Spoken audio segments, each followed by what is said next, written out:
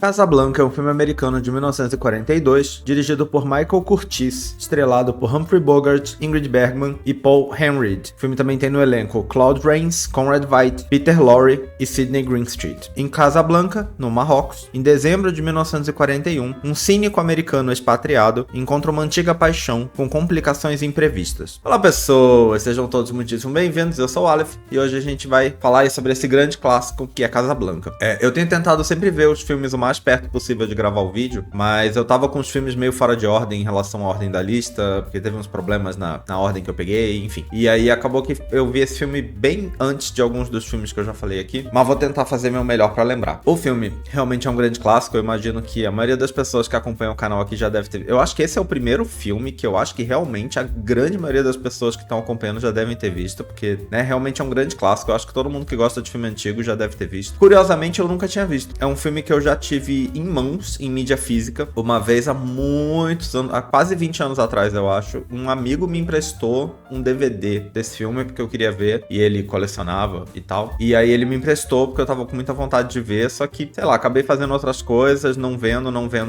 devolvi. Devolvi o filme, mas acabei nunca vendo. E aí eu só fui ver agora, quando chegou a vez dele na lista. Desde que eu comecei a fazer a lista, é um dos filmes que eu já ficava pensando, finalmente vou ver esse filme. Mas esperei chegar a vez dele, né? Tem vários aí que são filmes muito famosos que eu nunca vi e que eu tô só esperando chegar a vez deles pra finalmente assistir. Casablanca é um deles. Era um deles. Enfim, o filme conta aí sobre essa situação na cidade de Marrocos, uma Marrocos dominada pela França, mas por sua vez livre, no sentido... livre como França, né? Livre enquanto França, não enquanto Marrocos, mas livre enquanto França nesse momento em que a França de verdade estava dominada por alemães. Marrocos estava ali livre, e o filme conta essa história aí com os alemães lá, pelo menos um grupo de alemães lá, mas sem poder suficiente, né? Sem o domínio que eles tinham no continente europeu. E o Rick, que é o personagem principal dessa história, que é o Humphrey Bogart, ele tem um café, que é um bar, é um café num estilo meio francês, né, em que café é restaurante, mas tem bem cara de bar, tem um estilinho bem bar. Ele chega a fazer até uma salinha onde as pessoas jogam jogos de aposta, como um mini cassino, música e tudo mais, é bem um lugar assim, e é um lugar onde, como dá a entender que Marrocos inteira era na época, o bar dele em especial, como principal cenário do filme, é um lugar onde pessoas de muitos lugares diferentes se reúnem, principalmente pessoas fugidas da Europa por conta da ascensão do nazismo. E aí nessa, uma das pessoas que acaba aparecendo lá é a personagem da Ingrid Bergman, que é a Ilsa, né? Ilsa Land, e ela aparece junto com o marido, o Laszlo, que é um agente revolucionário tcheco, se eu não me engano, mas é uma pessoa que luta ativamente contra a Alemanha lá na Europa, e ele tá fugindo, ele fugiu de um campo de concentração na história, e ele tá ali com a esposa. Só que a esposa tem um passado com o Rick, dono do café. E basicamente a trama do filme é sobre esse passado que eles têm, esse passado não resolvido, que a gente vai... O filme vai aos poucos mostrando pra gente esse passado não resolvido dos dois, como que funciona,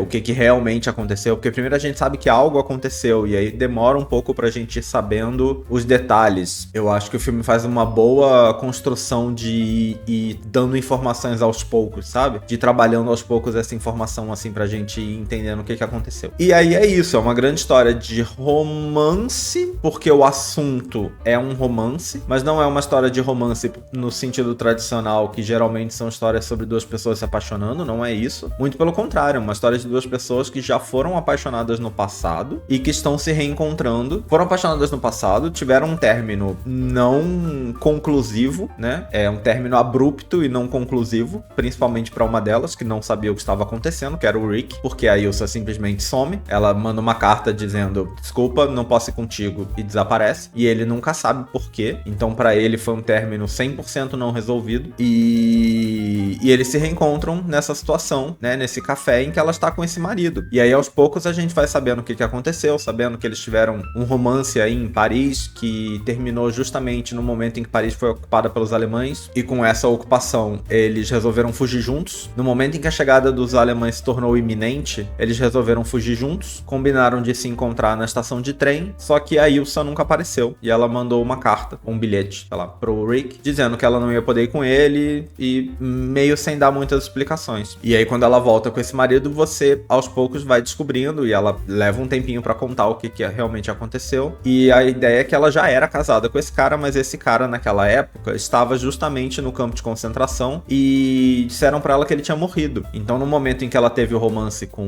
o Rick, ela acreditava ser viúva, só que aí no dia de fugir, ela descobriu que o cara na verdade tinha escapado e estava vivo, e aí ela volta pra ficar com o marido. E aí tem uma coisa interessante, porque ao mesmo tempo em que isso pode ter sido 100% intencional da história original, a censura da época não permitiria muito diferente, porque eles tinham muito problema com o adultério, o que é curioso, porque é um assunto tão recorrente no cinema até hoje, e não só no cinema, né, mas na literatura, em todo tipo de história. Adultério é um assunto muito comum, né? É um tema, assim, eu diria que abordado à exaustão, mas nessa época tinha muitos limites para o que você podia fazer em relação a isso no cinema. E aí, bom, já comentei que eu acho que a maioria das pessoas que estão vendo esse vídeo viram o filme, mesmo quem não viu, vocês sabem que nos vídeos aqui vai ter spoiler sempre, né? Eu sempre vou tentar falar o máximo que eu puder sobre os filmes, porque justamente a minha ideia é comentar sobre o filme depois de visto, né? Então a ideia é comentar tudo o que acontece no filme. Então, vamos lá. Espero que a qualquer momento de qualquer vídeo, se você sentir que naquele ponto te deu vontade de ver o filme que você não viu ainda, você pausa o vídeo e vai lá ver o filme. Depois você volta e a gente conversa. Enfim, e aí o Laszlo e a Ilsa, por tabela, estão lá em Casablanca tentando conseguir um documento que vai permitir que eles fujam pra Espanha? Eu não lembro agora se é pra Espanha ou pra Portugal. Eu acho que é pra um dos dois. Porque de lá eles querem ir pros Estados Unidos, porque, né, são territórios não dominados ainda pela Alemanha, mas eles precisam dessa permissão que eles meio que não tem como conseguir legalmente, então eles estão tentando conseguir de algum outro jeito. E aí a Ilsa fica uma coisa, porque ela ainda é apaixonada pelo Rick, então fica uma coisa de não, ele vai sozinho, eu fico contigo, o Laszlo vai sozinho e tal. Mas aí justamente entra na questão de que o filme termina com o Rick meio que sendo altruísta, falando pra ela, não, vai com ele, não quero que você fique comigo, eu quero que você vá com ele, ele é teu marido, vai com ele. E aí ao mesmo tempo que esse fato se tornou um grande clássico e é um ponto importantíssimo desse filme, não poderia ser feito diferente. A censura americana da época não permitia que uma esposa largasse o marido pra ficar com o amante num filme. Isso não era permitido. Então criou-se uma história que as pessoas consideram como extremamente romântica, aquela coisa do se você realmente ama a pessoa, você vai deixar ela ir, sabe? Criou-se essa história que talvez já fosse a intenção original, né? O filme é baseado numa peça, mas é baseado numa peça que nunca foi produzida. Ela foi escrita com a intenção de ser produzida, mas ela acabou sendo comprada pro cinema antes, e aí ela nunca chegou a ser produzida, ela só foi direto pro cinema. Eu tô aqui só lendo sobre cinema, estudando sobre cinema, vendo informações sobre cinema. O código de censura, sobre o qual eu sempre leio, era do cinema, o que não significa que não existia um outro código de censura no teatro ou alguma coisa parecida. Então eu não sei, primeiro, eu não sei se no roteiro original já era assim. Segundo, eu não sei se também existia uma censura relacionada ao teatro que impedisse de ser diferente mesmo no teatro, né? Porque o fato de você ter algo que impede, e você sabe disso, já faz com que você escreva com outra coisa em mente, né? Pra dizer que, tipo, mesmo que no roteiro original, no primeiro roteiro escrito, esse já fosse o final, e não é o caso, até porque o filme começou a ser filmado sem final, mesmo que esse já fosse o final desde que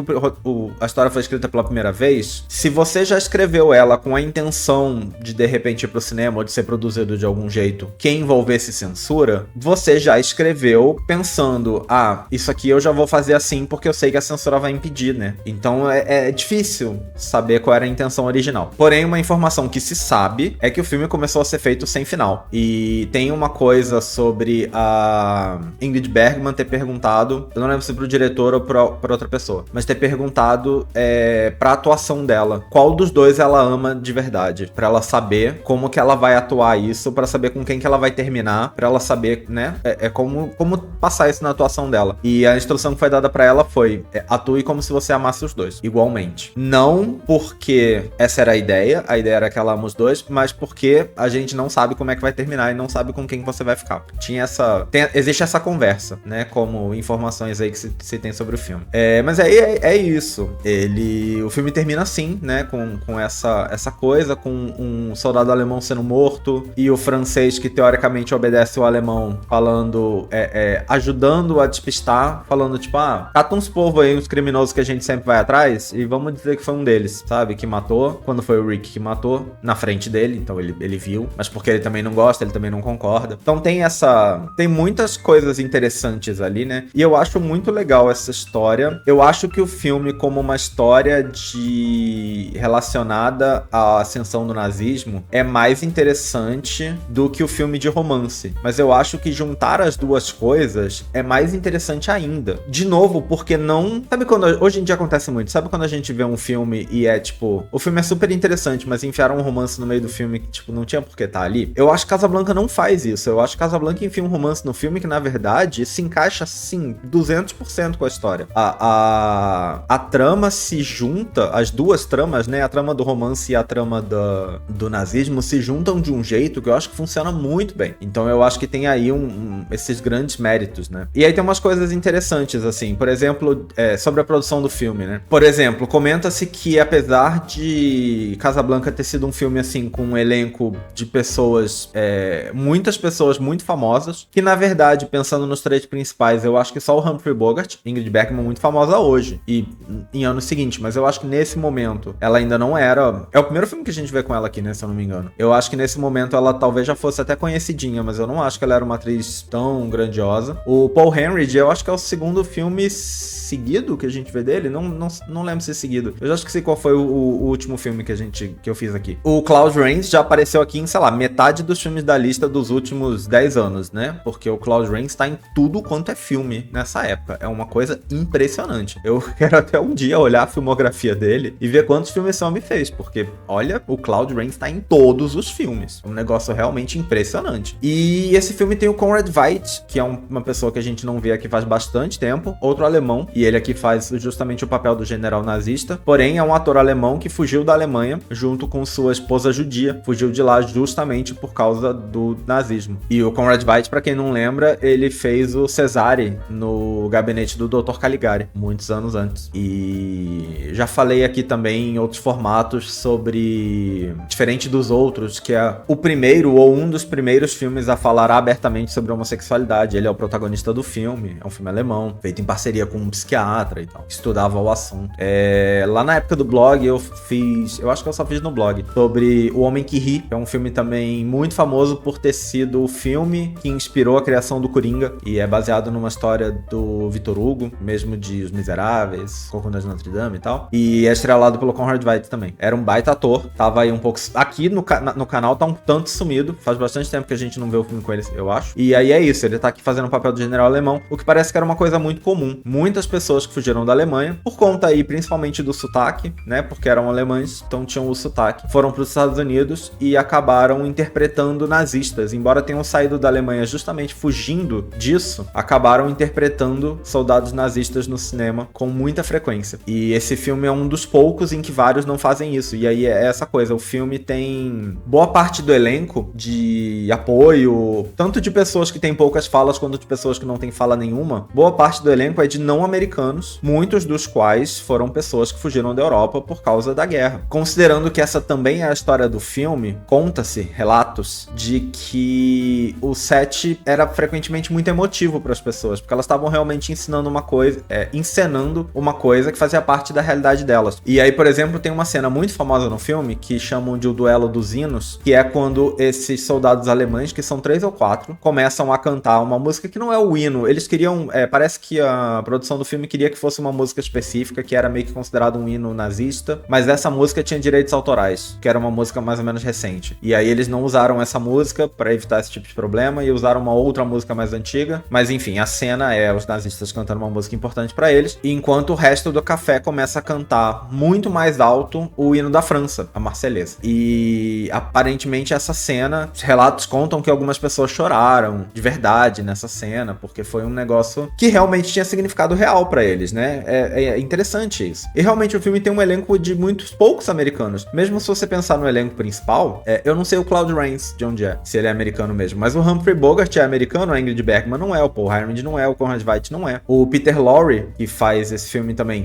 não é, também é alemão. Sabe, tem muitos atores, mesmo entre os principais ali, que não são americanos, né? Então eu acho que ficou essa coisa interessante. O Conrad Veidt, infelizmente, morreu muito pouco tempo depois desse filme ter sido lançado, então eu acredito que esse seja o último filme que a gente vai ver dele aqui, pelo menos enquanto a gente estiver seguindo em ordem. Tem alguns filmes anteriores com ele, que em algum momento aí, provavelmente só depois que a gente acabar a lista, eu quero voltar e quero muito ver, mas pouco tempo depois desse ele infelizmente morreu. Mas é isso, né? O filme acaba tendo esse impacto emocional que transparece muito pra quem tá vendo, principalmente porque ele era real pros atores, né? Pra uma grande parcela dos atores. Ele era de verdade real. As pessoas estavam realmente sentindo isso e se emocionando com isso. Não era apenas atuação, sabe? Então eu acho que isso acaba sendo visível em alguns momentos no filme. Além do órgão de censura governamental que, né, regulava todas as coisas que poderiam ser feitas ou não, Hollywood tinha o seu próprio escritório de pré-censura que meio que regulava os filmes antes deles irem adiante, meio que pra já garantir que a coisa não fosse produzida de um jeito que fosse gerar problema depois, sabe? E aí o filme teve muitos problemas com o Joseph Brink, que era o cara responsável por isso na época, que ele era muito contra alguns pontos do filme, em especial relacionados a sexo. E são dois pontos. O fato de que o Rick e a Ilsa tinham tido realmente relações físicas era um problema pra ele, porque, de novo, ela era casada, mesmo que ela acreditasse estar viúva no momento principal ali em que eles estiveram juntos. O público que tá assistindo sabe que ela era casada, então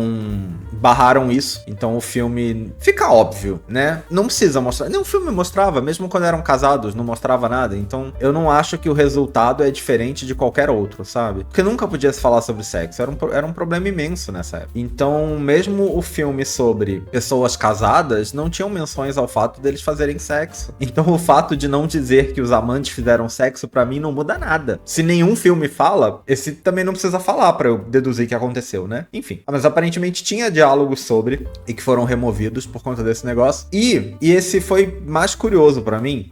O personagem do Claude Rains é um capitão Renault. Ele é um capitão francês que meio que manda ali em Marrocos. Pelo menos dentro do contexto do filme, dá a entender que ele é meio que a autoridade, talvez não... Bom, meio que a autoridade máxima dentro do filme. Eu acho que no filme a gente ou nunca vê ou vê muito pouco alguma autoridade superior a ele. Ele é a autoridade que tá ali o tempo todo. E tem uma coisa que ele é acusado e, sei lá, dão a entender que ele frequentemente troca vistos, né, permitindo que pessoas fiquem ali ou transitem ou o que seja, em troca de sexo. Que, sei lá, são namoradinhas dele ou coisas assim, que ele extorque sexo delas em troca de dar visto pra elas. E diz que isso é uma das coisas que a censura barrou e fez questão que fosse removida no filme de um jeito que ficasse, sei lá, insinuado, mas nunca dito. Só que eu acho que isso é tão claro no filme. Eu acho que eles falam de um jeito em que isso ficou tão... Pra mim, tá muito explícito. Tá muito explícito. Eu fiquei até curioso pra, de repente, voltar nas cenas e ver, tipo, como que eles falam, que pra mim ficou tão explícito, mas eles dizem que deletaram coisas. Eu não sei, eu fiquei bem curioso com essa parte. Porque, realmente, é uma coisa que tá totalmente dita no filme. Tá 100% dita no filme que ele faz isso.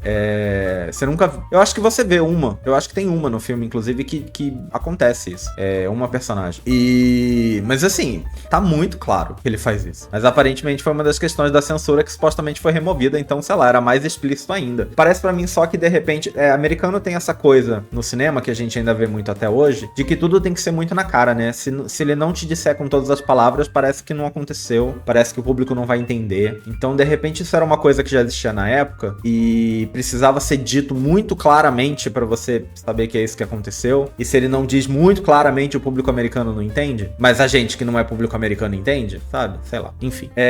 Esse filme teve uma coisa clássica do cinema, principalmente hollywoodiano, em que o Humphrey Bogart era 5 centímetros mais baixo do que a Ingrid Bergman. E isso, obviamente, era um imenso problema. A informação que consta na Wikipedia não deixa claro se isso era um problema pro Humphrey Bogart, porque diz que isso era um problema pro diretor, pro Michael Curtiz. E aí ele falava pro Humphrey Bogart ficar sempre, sei lá, em cima de um banquinho, algumas coisas assim, pra ele parecer mais alto que ela. Mas eu não consigo saber se isso era um problema pro ator, talvez fosse, mas era uma coisa que incomodava o diretor, que fazia questão que o homem fosse mais alto que a mulher. Enfim.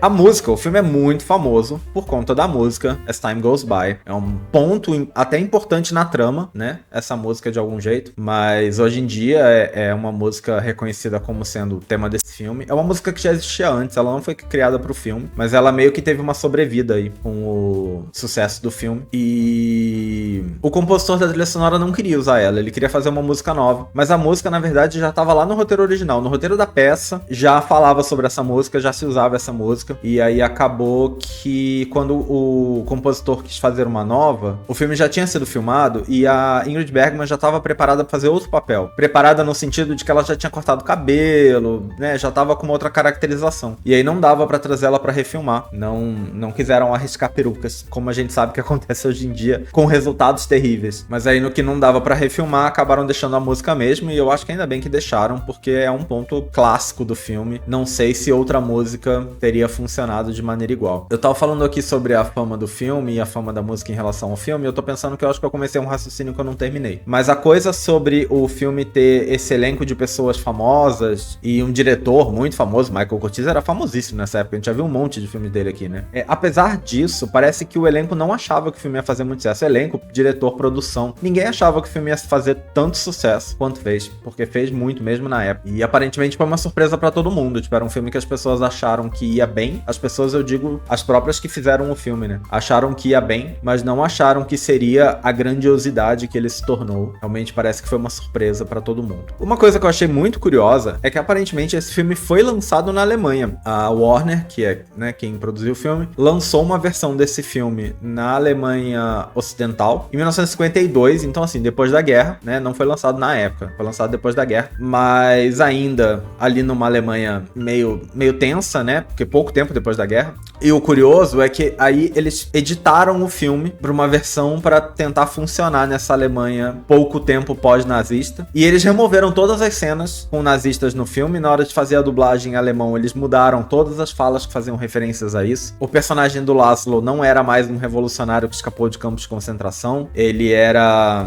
um físico norueguês que estava fugindo da Interpol depois que ele fugiu da cadeia. Sabe, tipo, criaram um novo filme ali. Pegaram as cenas e criaram quase um novo filme, com 25 minutos a menos do que o original. E com isso, com todas as cenas com nazistas removidas, o que são várias, porque é um assunto importante do filme, mas bem bizarro. E que a versão original de Casablanca só foi ser lançada na Alemanha pela primeira vez em 1975, muito tempo depois aí.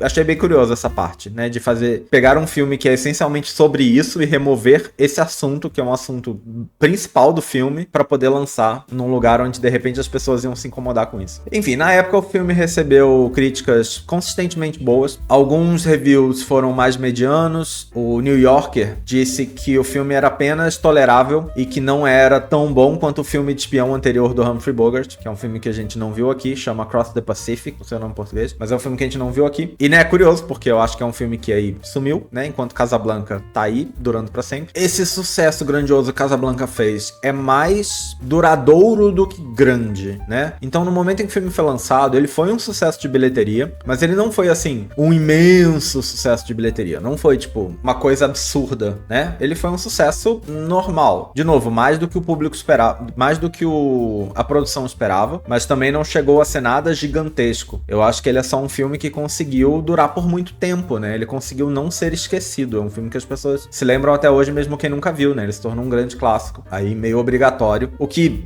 entra aí no fato de que, obviamente, tinha que ter esse filme na lista, né? Não vou nem discutir essa parte, porque é um filme obrigatório. Bom ou não, é um filme obrigatório. E aí, bom, o filme foi indicado a 8 Oscars. Ele perdeu os Oscars de melhor trilha sonora de filme dramático ou comédia, e eu fico bem curioso pra saber se isso é em contraste com musical ou alguma coisa do tipo. De novo, um dia eu vou fazer vídeo só sobre Oscar e a gente vai ver essas coisas, mas eu achei um nome curioso.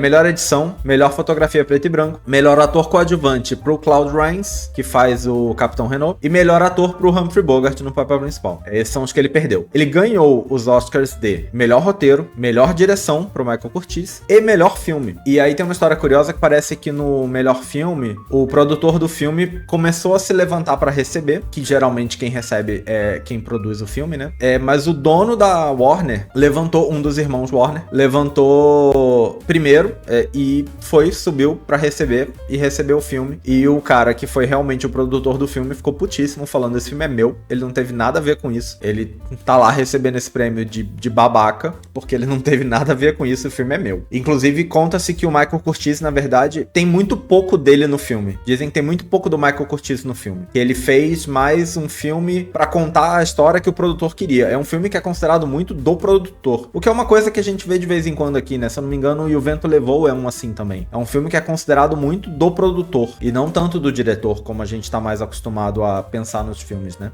Enfim, mas é isso. Casablanca é esse grande clássico. Eu, sinceramente, achei um filme muito bom. Eu só sabia... Eu tenho assistido os filmes sem ler a sinopse antes. Frequentemente, assim, às vezes eu leio. Às vezes eu leio a sinopse muitos meses antes e quando eu vou ver o filme eu já não lembro. Mas, frequentemente, eu não leio a sinopse. Como eu tô sempre lendo a sinopse do Letterboxd aqui pra vocês nos vídeos, vocês veem que a sinopse frequentemente não diz muita coisa também, né? Então não faz essa diferença toda. Mas eu não sabia. Eu sabia que era uma história de romance. Eu sabia da música, né? Sei lá, eu sabia dessas coisas. Eu não sabia da plot nazista, por exemplo, que é importantíssimo pro filme. Eu não sabia sobre isso. E eu acho que é legal, é bem interessante, assim. Foi um filme que foi uma surpresa boa pra mim. Eu já esperava que fosse ser bom, mas eu gostei dele muito mais do que eu esperava, principalmente pelo que tem além do romance. Eu acho que o romance do filme tá muito bom. Não é isso. Eu acho que a parte do romance do filme tá bem interessante. Mas eu gostei mais dele pelo resto, porque o resto foi uma surpresa pra mim, né? Então acabou sendo positivo ali nesse sentido de que foi um negócio que eu não esperava e que eu achei muito legal. Mas é isso, eu achei um ótimo filme. De novo, mesmo se fosse um filme ruim, eu acho que ele tinha que estar na lista. É um grande clássico. É um filme meio obrigatório, assim. Tinha que estar na lista de qualquer jeito. Ou pelo menos essa é a minha opinião. O que vocês acham? Vocês colocariam esse filme na sua lista? Esse é um filme que eu acho que muita gente aqui deve ter visto. Então, o que vocês acham? O que vocês acharam do filme?